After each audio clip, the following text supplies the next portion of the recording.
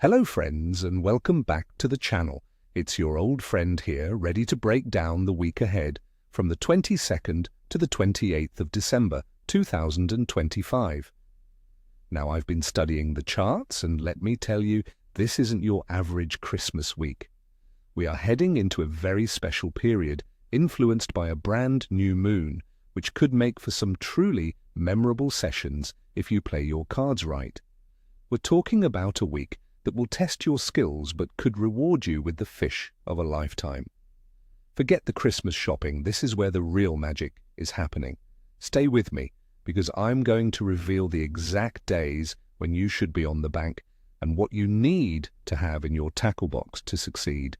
Let's dive straight into our main targets for this chilly winter week. First up, the king of the cold water, the pike. In my experience, late December is a prime time for a big predator. The cold water means they won't be chasing fast, so you need to adapt. You should be looking for them in the deeper parts of lakes and reservoirs, places with stable temperatures where the bait fish are shoaled up. Structure is key. Find drop-offs, submerged trees, or the edge of old riverbeds.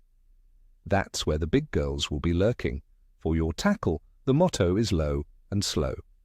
A spinning rod of around 8 feet, rated for lures up to 80 grams, paired with a 4,000 size reel and 35-pound braid is perfect. And please, friends, always use a wire trace of at least 12 inches. No excuses. As for lures, leave the fast-moving stuff at home. Large, soft shades, like a 14-centimeter roach pattern, fished on a jig head right along the bottom, will be deadly. Just cast it out, let it sink, and retrieve it with a painfully slow series of lifts and pauses. The bites can be incredibly subtle, so stay focused. Next, let's talk about a fantastic winter species, the chub. These guys are hardy and will feed in the coldest conditions. On the rivers, they will be seeking refuge from the main flow. Look for them in deeper glides, behind bridge supports, and especially under the cover of overhanging trees and rafts of debris. These spots provide shelter and act as a conveyor belt for food. A simple feeder or ledger setup is all you need. I recommend a light feeder rod with a 6-pound main line. The best baits right now are the classics. You can't go wrong with a big piece of bread flake, a lobworm, or my personal favorite, a smelly cheese paste. The key is to keep mobile. Spend maybe 30 minutes in a swim, and if you don't get a bite, move on. Finding a pocket of feeding chub is half the battle, but once you do, the action can be frantic. And we can't forget the perch.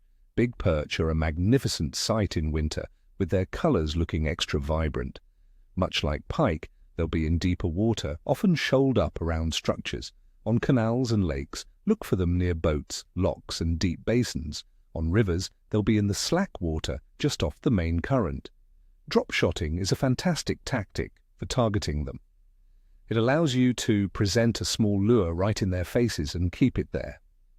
Small 2 to 3 inch soft plastic lures that imitate small fish or creatures are ideal. Alternatively, a simple ledger rig with a large prawn or a lobworm can be irresistible to a big perch. Remember, they often feed in short, aggressive bursts, so be ready at all times. Now let's get into the conditions we're facing. The overall weather pattern for the week looks to be dominated by cold, high pressure. This generally means stable conditions, but also brings the risk of overnight frosts and fog. Air temperatures will be hovering between 0 and 6 degrees Celsius. This stability can be good for fishing as the fish get accustomed to the conditions.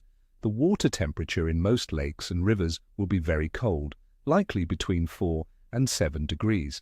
At these temperatures, a fish's metabolism is very slow. They don't need to feed much, so when they do, they want an easy, substantial meal. That's why slow presentations and big baits often work best.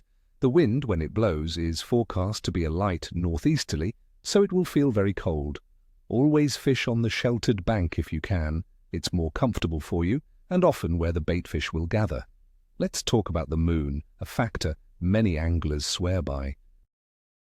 We are coming off a new moon that occurred on the 20th of December. This means for our entire forecast period, we will have a waxing crescent moon. According to fishing law, The days following a new moon can trigger feeding spells as the light levels slowly increase at night. It's often associated with good predator activity, so our focus on pike and perch is well timed.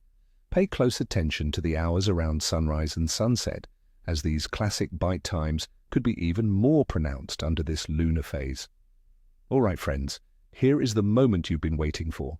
Let's break this week down, day by day, so you know exactly when to plan your trip. Monday, the 22nd of December. I'm rating the bite as average. The week starts cold and stable with high pressure.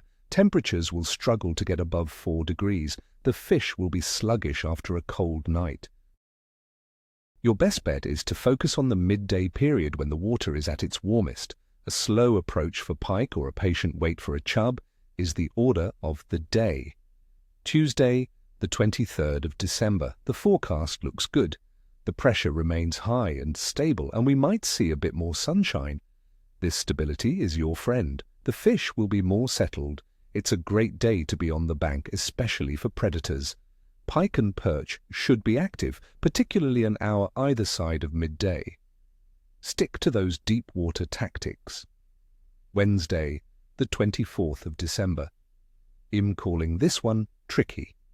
A slight dip in pressure is expected with increased cloud cover and maybe a touch of light rain. This change can sometimes switch the fish on, but it can also put them off. It will be a day of experimentation. If you're on a river, this could be a good day for chub, as the changing conditions might encourage them to feed. Thursday, the 25th of December, Christmas Day. The bite forecast is average. The weather should start to stabilize again.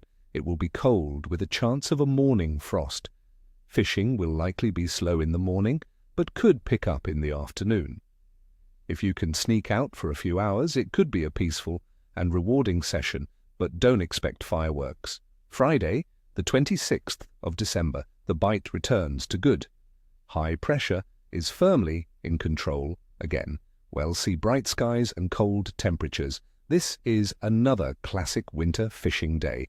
The crisp, clear conditions are perfect for pike fishing. Find the bait fish, present your lure slowly, and you could connect with a very big fish. A great day to be out. Saturday, the 27th of December. I'm rating this as excellent. We have stable high pressure. The moon is approaching its first quarter phase, and the fish have had several days of consistent conditions. This is your best day of the week. Fish should be feeding more confidently. It's a prime day for all our target species. If you can only get out for one day this week, make it Saturday, Sunday, the 28th of December.